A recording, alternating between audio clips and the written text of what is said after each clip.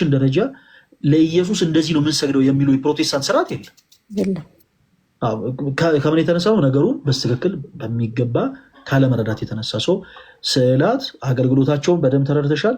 ለስዕላት ይሰገዳሉ፣ ያው ይሰገዳል። የሚሰገደው ግን ይሄ የአምልኮ ሆኖ አይደለም፣ እያመለክናቸው አይደለም። ክብር ስላላቸው የአክብሮት እንሰግዳለን። ኢቭን መጠሪያቸው ቅዱሳት ስዕላት ስለሆነ ቅዱሳት በተቀደሰው ስፍራ ላይ የተቀደሰውን የክርስቶስን ቃል ቤተክርስቲያናችን ስለ በሆነ ቋንቋ የምትሰብክባቸው ልሳኖቿ ስለሆኑ ክብር ስለሚገባቸው የአክብሮት ስግደትን እንሰግዳለን።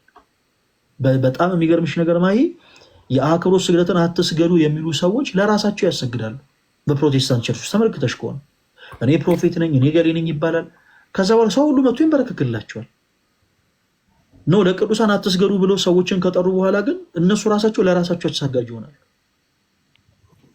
ኦርቶዶክሳውያን ግን ስግደት ምንድነው ለይቶ ያውቁታል።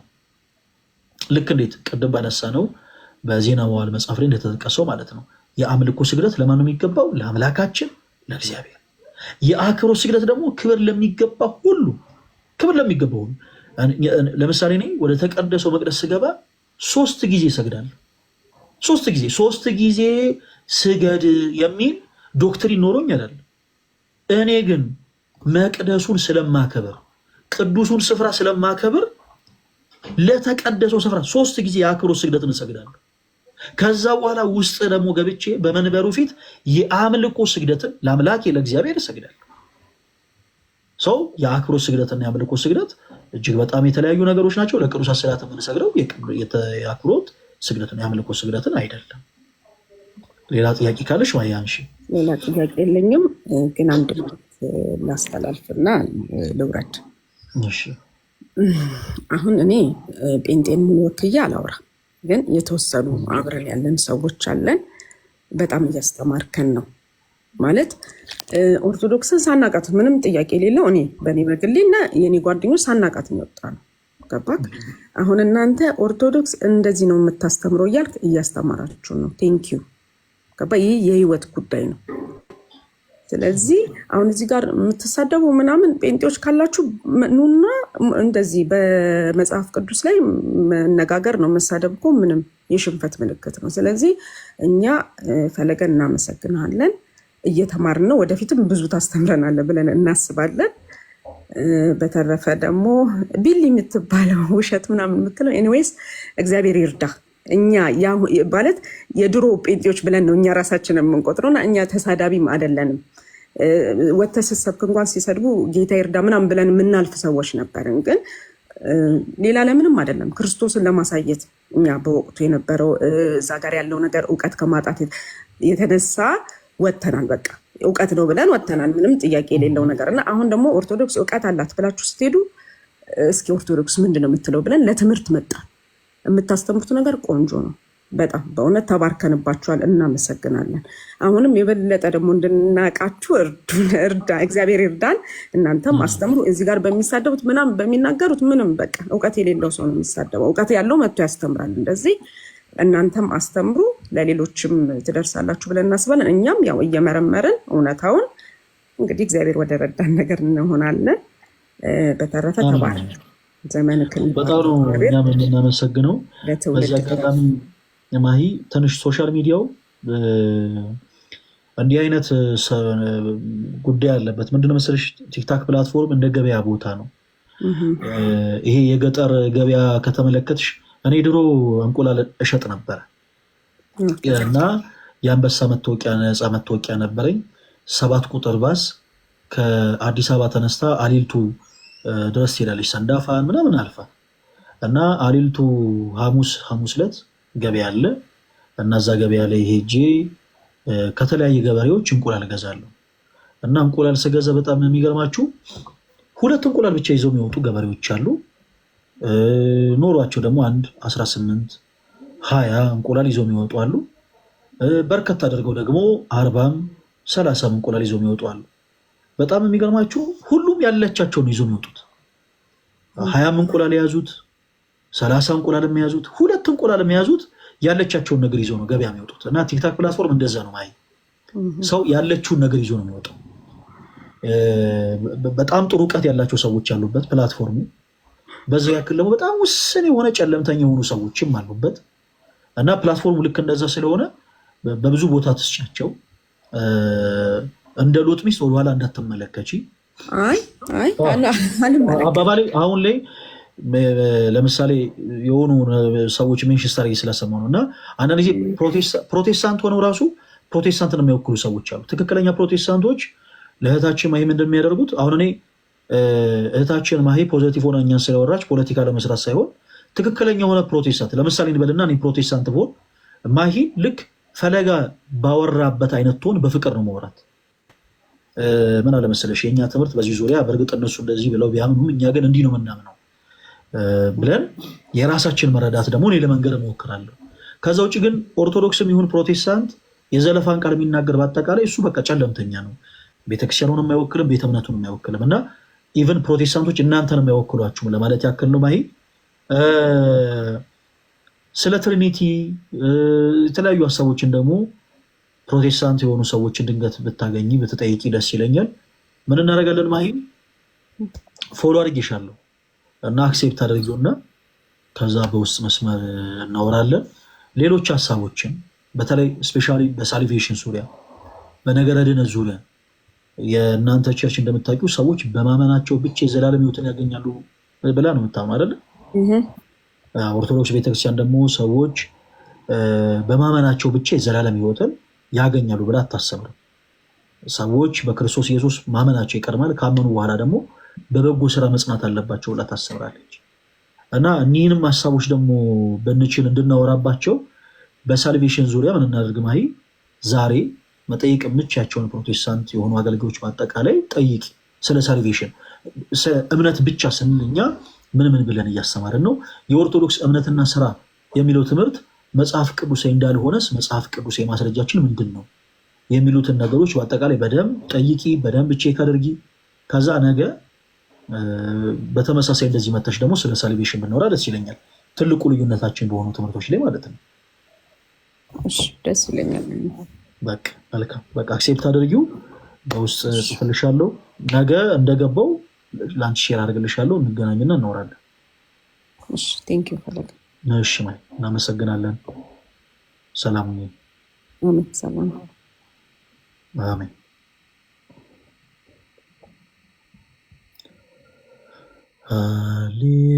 ሃሌሉያ እንከበነ እግዚኦ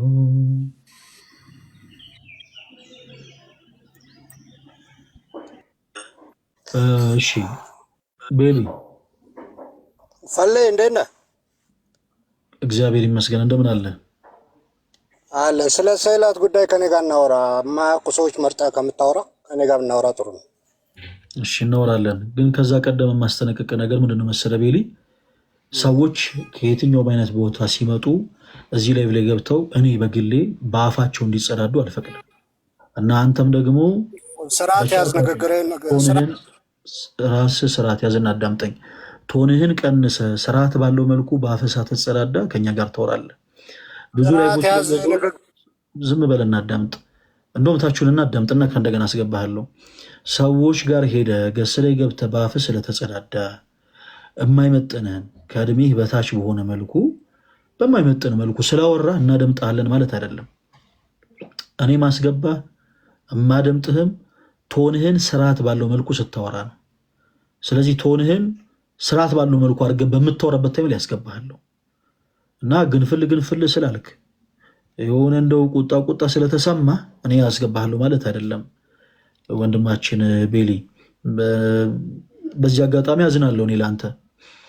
ምክንያቱም ባለትዳር ነህ፣ የልጆች አባት ነህ።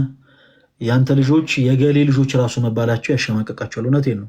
ምክንያቱም ሰው በብዙዎች ዘንድ ይናቃል። በአፉ ሲጸዳዳ በብዙዎች ዘንድ ሰዎች ላይነግሩ ይችላሉ፣ እንደናቁ ላይነግሩ ይችላሉ። ኦርቶዶክሳውያን እርሳቸው ፕሮቴስታንት በሆኑ ሰዎች ራሱ ዙሪያ ትናቃለህ እና አፍ ሲከፈት ጭንቅላት ይታያል ይባላል። በየሄድክበት ሁሉ ጀግና የሆንክ መስሎ ኦርቶዶክሳውያንን የዘለፍክ መስሎ አፎችን በከፈትክ ቁጥር ሰው ሁሉ የሚያየው ባዶ የሆነው ጭንቅላትህን ነው። ስለዚህ ባዶነትን ዞረ ባሳየህ ቁጥር ባይነግሩህም፣ እውነቴን ነው የምልህ፣ ባይነግሩህም የትኛውም ፕሮቴስታንትም ሪስፔክት አይሰጥህም። ምን ማለት ነው? ሳይፈልጉ ይንቁሃል። ስለዚህ አሁን ይሄ ራሱ በነገራችን ላይ ትልቅ መናቅ ነው። የትኛውም ፕሮቴስታንት እንደዚህ ገብቶ እንደዚህ አይወርድም ከገስት ላይ እና በየሄድክበት ራስን ባታዋረድ አለደለ ኩሩ ሆነ እውነት ካለህ እውነትህን በማስረጃ ማውራትን ብትለምድ ጥሩ ነው። እንደዚህ አይነት ነገሮችን እስካለመድክ ድረስ እኔ አላስገባም። ምናልባት ሌሎቹ ሊፈቅዱልህ ይችላሉ፣ ሊያስገቡ ይችላሉ። እኔ ግን ስለማልወድ ነው። ሰው በአፉ ሲጸዳዳ አልወድም። ሰው መጥቶ የመንደር ወሬን ሲወራ አልወድም። ሰው የቤት ኪራይ ደርሶበት መጥቶ እኔ ጋር እንዲነጫነጭ አልፈልግም። የሆነ ደሞዝ ተቆርጦበት ምናምን የቤት ኪራይ ደርሶበት የሆነ ከትዳሩ ተጋጭቶ ምናምን እኔን ማብረጃ እንዲያደርግ አልፈልግም። መጥቶ እኔ ጋር እንዲነጫነጭ አልፈልግም። ይሄ መብቴ ነው። አለመስማት አለማዳመጥ ይችላለሁ። ስለዚህ ምን እናደርጋለን? ሌላው ጊዜ ማውራት በየትኛውም ሀሳቦች መተህ ስታወራ አንተ አታውቅም፣ አንተ አላዋቂ ነህ፣ አንተ እንደዚህ ነህ እያለን አይደለም። ስለምን መረዳት ምንም ያክል ይሁን በጣምም ሊቅ ሁን አላዋቂም ሁን ለእኛ ይደዝማታል። ነገር ግን መተህ ማውራት የምትፈልግ ከሆነ ግን በጣም የሰፋውን አፍህን አጥብበህ ስርዓት ባለው መልኩ ከኛ ጋር እንድታወራ እፈልጋለሁ። አሁን ለምሳሌ ፕሮቴስታንት የሆኑ ሰዎች መጥተው ከኛ ጋር ሲወሩ የሚናገሩት ነገር በአጠቃላይ ጥሙን አይደለም እኛ የምናዳምጠው። እኔ አሁን ለምሳሌ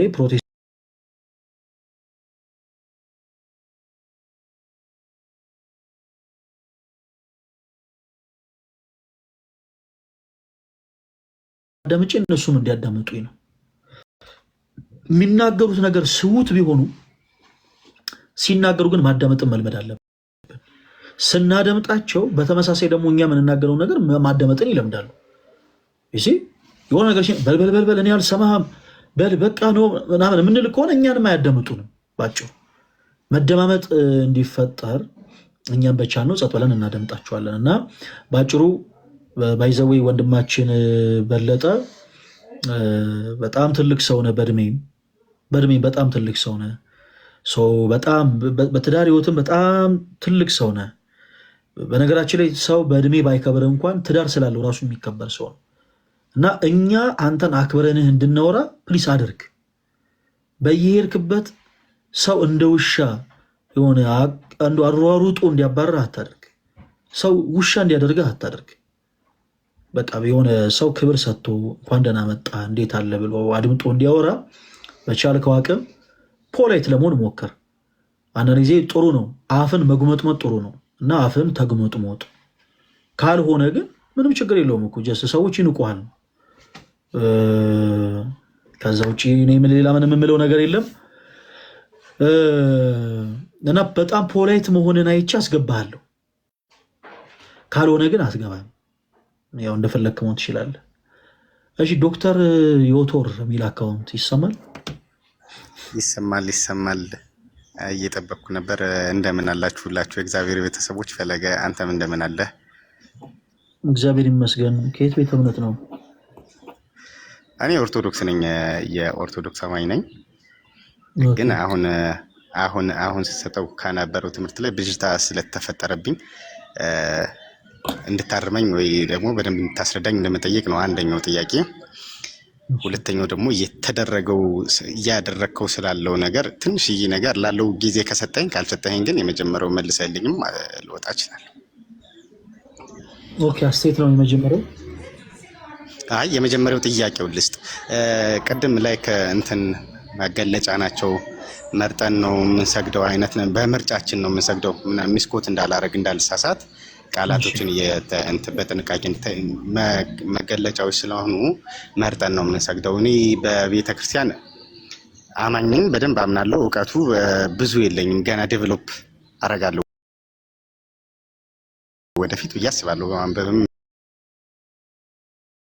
ምናምን በመማር ከእናንተ እንደዚህ እና ታምረ ማርያም ሲነበብ ሰግድ ለኪ ተብሎ በፊትሽ ያልሰገደ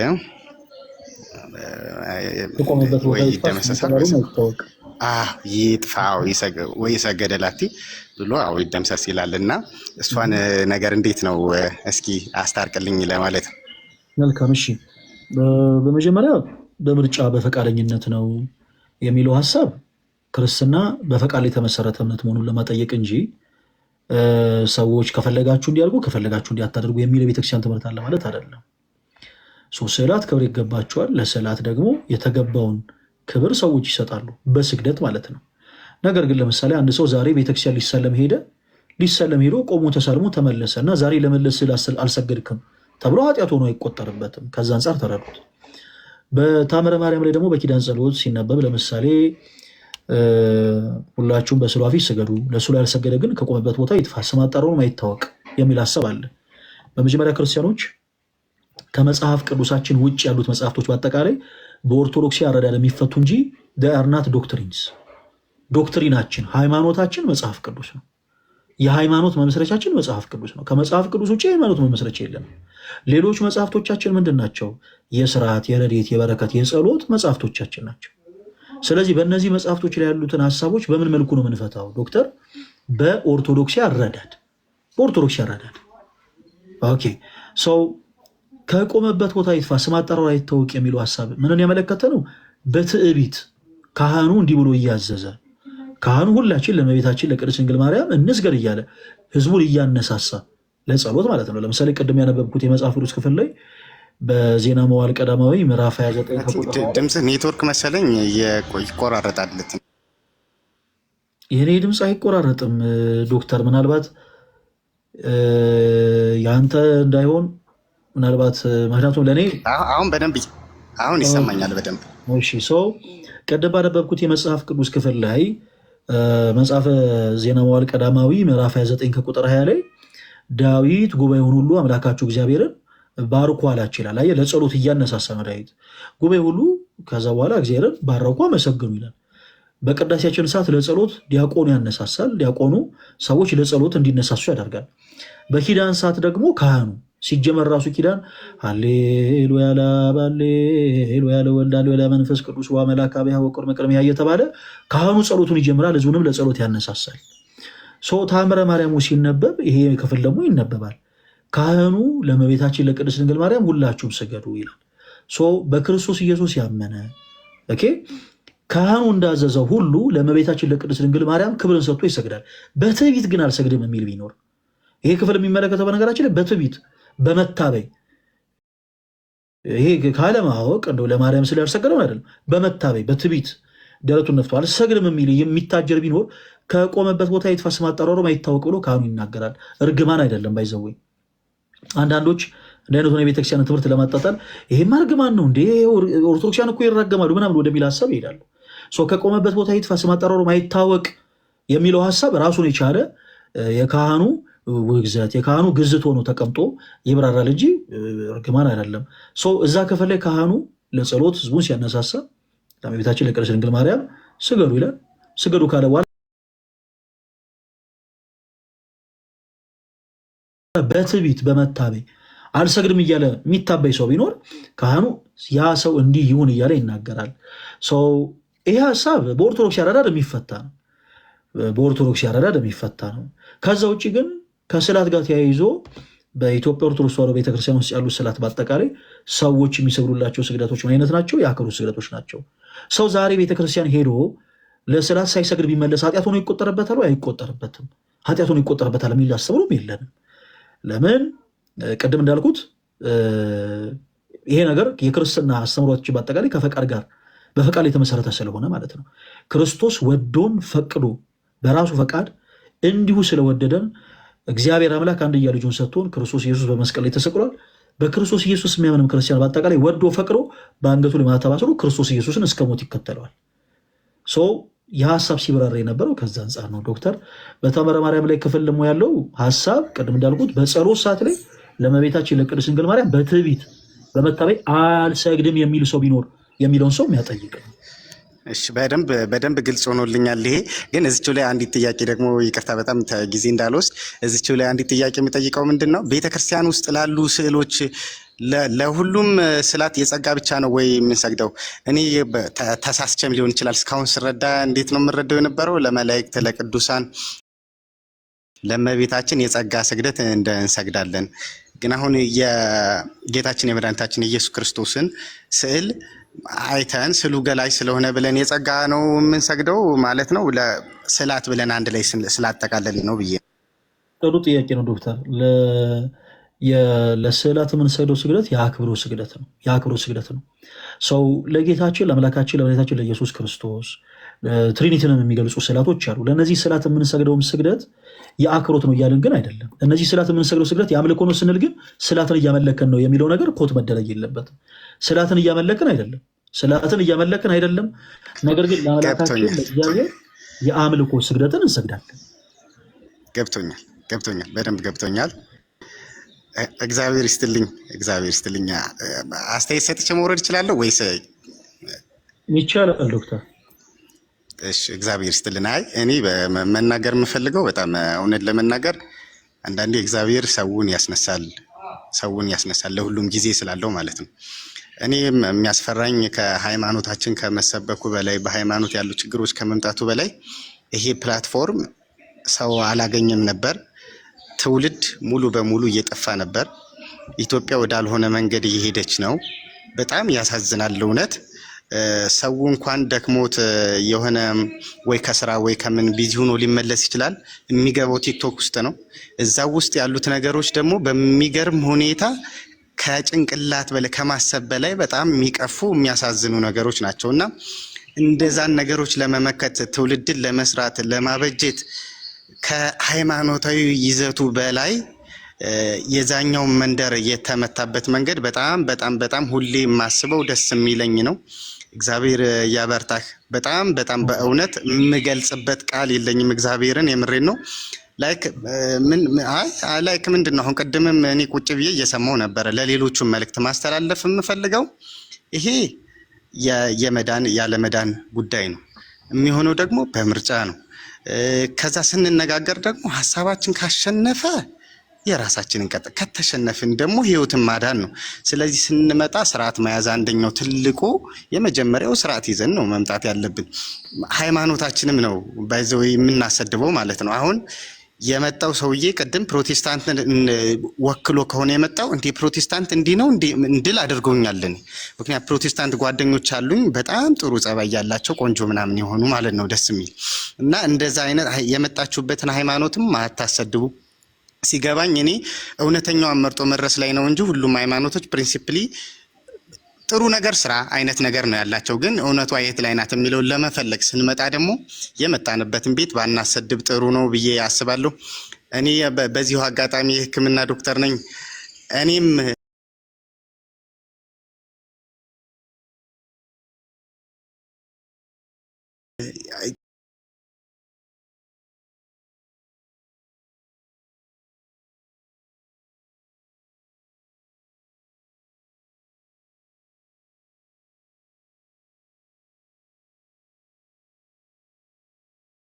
ምነው ማስተማር ብቻ እንዳይመስልክ።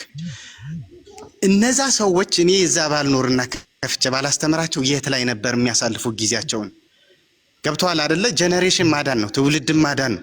እሳት ሰደድ እየበላን ነው። አሁን እንደ ሀገር እየተቃጠልን ነው። አሁን ሰው እዚህ ላይ የሃይማኖት ነገር ብቻ ይመስለዋል። ግን አሁን ትውልድ ላይ እየተሰራ ያለውን ነገር እስካሁን ማንም ሲናገር አልሰማሁም እና ይህን ያህል መልካም ትውልድ የምሰራውን ስራ እኔ ኢትዮጵያ ውለታህን ትከፍላለች ብዬ ነው የማስበው። ከዛ ውጭ በሕክምና ከዚህ ከሚመጡ እህቶቻችን ምንም አይነት ችግር ካለ ሳይኮሎጂካል እርዳታ የሚፈልጉ ነገር ካለ በሕክምናው እኛ በአቅማችን ማገልገል የምንችለው ካለ ደግሞ ኮንታክት ብታረገን ፈለገ እኛ በቻልነው አቅም ለማገዝ ከልብ ቆርጠን ለማገልገል ቃል እንገባለን ለማለት ያህል ነው።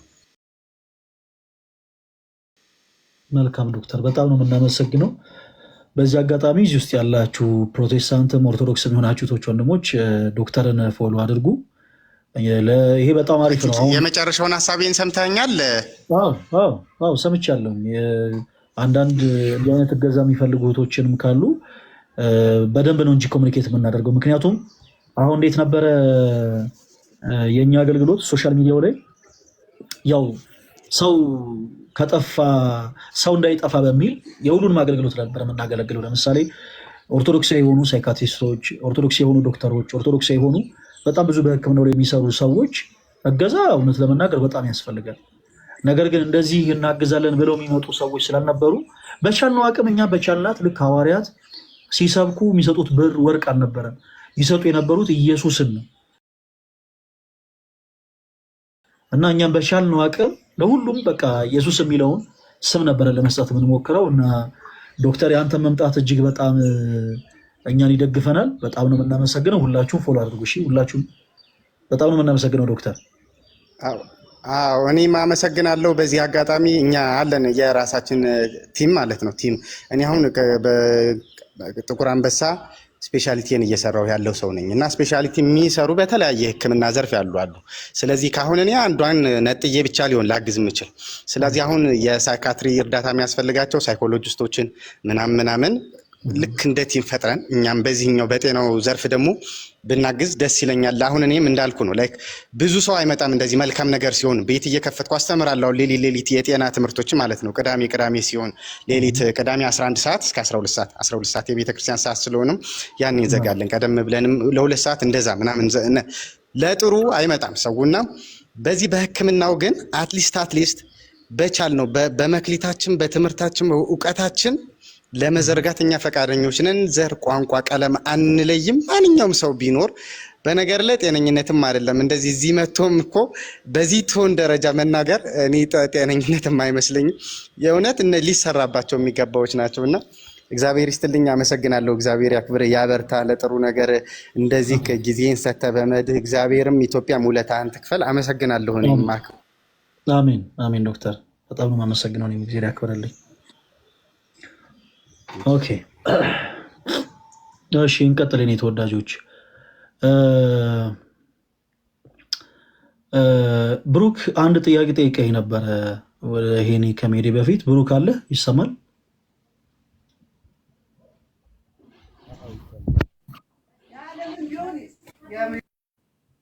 ብሩክ ይሰማል? አዎ ይሰማል።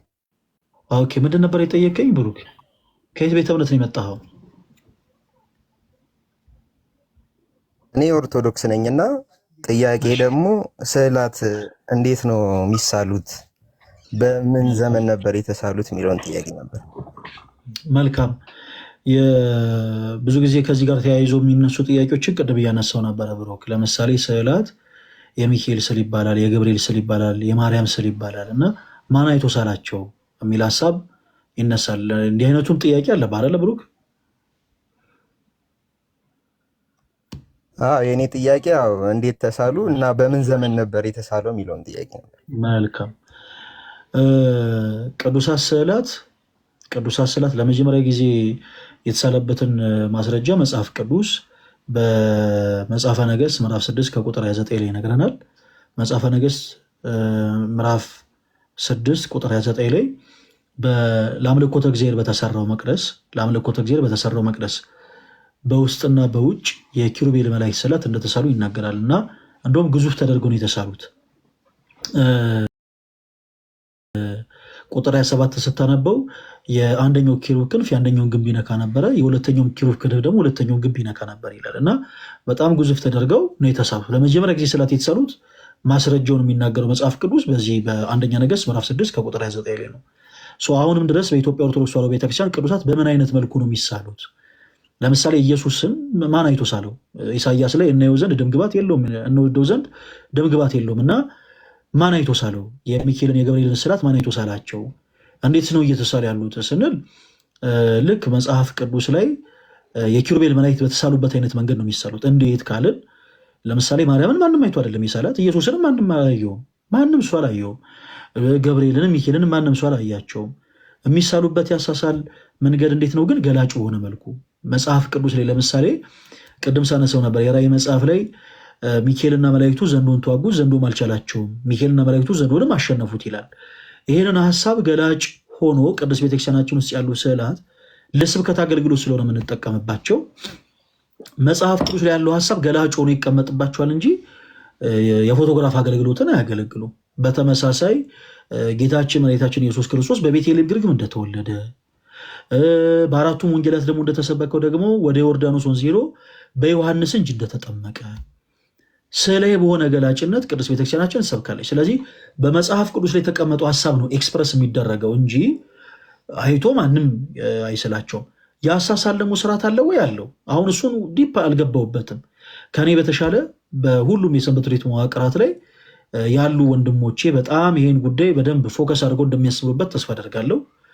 የአሳሳል ስርዓት አለው ከቀለም አንጻር፣ ከአሳሳል አንጻር ለምሳሌ የቅድስናን ሕይወት ገንዘብ ያደረጉ ቅዱሳን በአጠቃላይ ሲሳሉ በሙሉ ገጽ ተደርገው ነው የሚሳሉት። ቅድስናን ገንዘብ ያላደረጉ ደግሞ ሰዎች ሲሳሉ በግማሽ ገጽ ተደርገው ይሳላሉ። ከቀለም አጠቃቀም ጀምሮ ቤተክርስቲያናችን ኤክስፕረስ የምታደርግባቸው እያንዳንዱ ራሱን የቻለ ሲስተም አለው። ስለዚህ ስዕላት እንዴት ነው የተሳሉ ያሉት?